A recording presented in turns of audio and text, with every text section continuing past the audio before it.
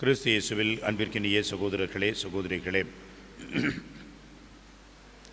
ஆண்டவர் இயேசு இன்றைய நற்செய்தியிலே எப்படி ஜெபிக்க வேண்டும் என்று கற்றுக் கொடுக்கின்றார். அந்த ஜெபத்தைத்தான் அன்றாடம் நாம் பல நூறு முறை சொல்கின்றோம். தற்பொழுது நம்முடைய பசிலிக்கா இடத்திலே ஆரம்பித்த ஒரு பக்த சபை, இயேசுவின் இறை இரக்க தூதுவர் பொதுநிலையினர் என்று அந்த சபையினுடைய இருக்க மக்கள் உறுப்பினர்கள் ஒவ்வொரு நாளும் ஒவ்வொருவரும் பல நூறு முறை இந்த ஜெபத்தை சொல்கின்றார்கள். நாம் எதிர்கொள்ள இருக்கின்ற வரவிருக்கின்ற இந்த தேர்தல் சிறப்பாக நடைபெற வேண்டும், நல்ல தலைவர்கள் வர வேண்டும் என்று. ஆனால் இப்படி ஆண்டவர் இயேசுவே கற்றுக் கொடுத்த ஜெபத்தை நாம் இன்றைய நற்செய்தியிலே பார்க்கின்றோம்.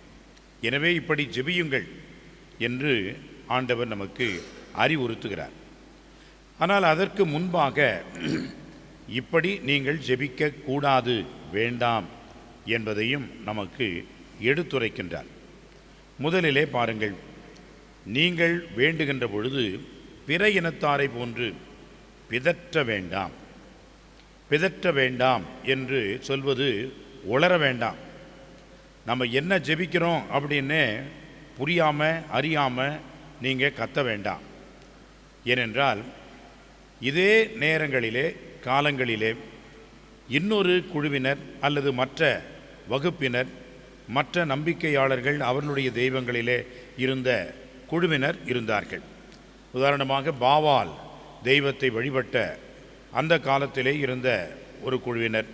இவர்களெல்லாம் எப்படி ஜெபித்தார்கள் என்று சொன்னால், உரக்க கத்தி இவர்கள் உளறுகின்ற அந்த பாணியை பார்க்கின்றார். எனவே அவர்களை போன்று நீங்கள் பிதற்ற வேண்டாம், உளர வேண்டாம், கத்த வேண்டாம் என்று முதலிலே இந்த உளறுதல், பிதற்றுதல் என்பதை அவர் வேண்டாம் என்கின்றார். இரண்டாவது, மிகுதியான சொற்களை அடுக்கிக் கொண்டே போவதால் உங்களுடைய வேண்டல்கள் கேட்கப்படும் என்று நினைக்க வேண்டாம்.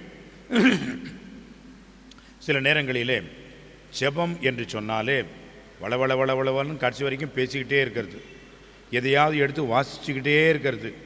சத்தமாக நாம் சொல்வது என்பது மட்டும் அல்ல, மாறாக நம்முடைய வார்த்தைகளை விட நம்முடைய உள்ளம் இறைவன்பால் எழ வேண்டும்.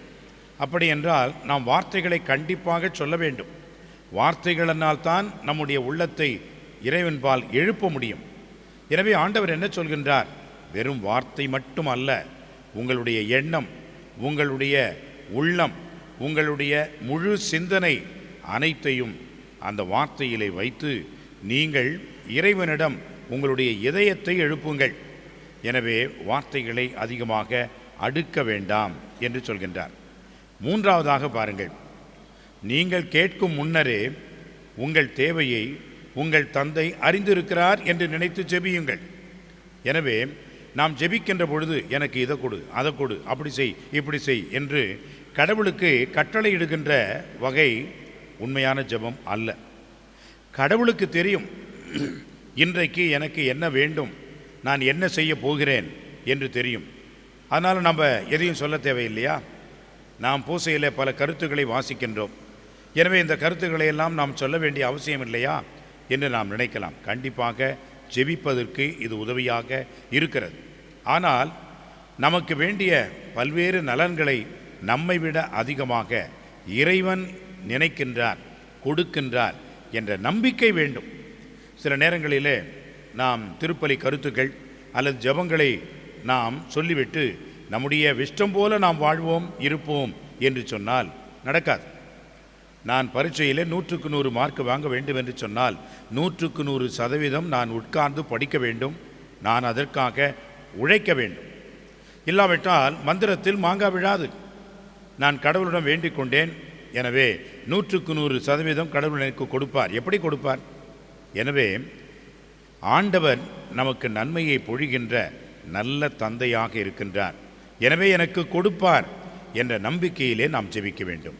எனவே அன்புக்குரியவர்களே, எப்படியெல்லாம் ஜெபிக்கக்கூடாது என்பதை மட்டும் நம்முடைய உள்ளத்திலே இருத்துவோம்.